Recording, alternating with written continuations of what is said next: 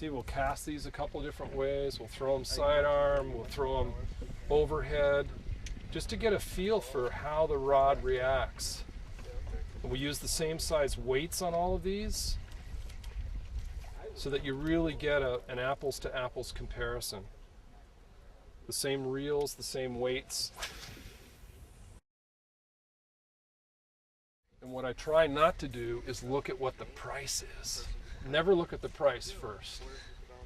We actually rate them on what we call price value, which is how much bang for the buck do we think the rod is. And some of these are really surprisingly great rods for very, very reasonable prices. And I'm a really value conscious kind of guy. Do you think there's any difference between your reaction to like the first few rods you try versus the last few? How do you keep yourself from being unchanged as the day progresses? Boy, you know, that's a really good question. Sometimes what I'll do is I'll move off of a given category. So I'll do a couple of spinning rods and then I'll move off and I'll do something else.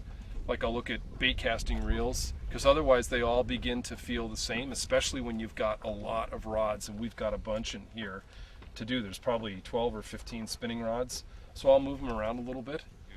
How do you differentiate when you've got 15 different rods and they all begin to blur together? Right. Now it's when it gets tough. We're here for days.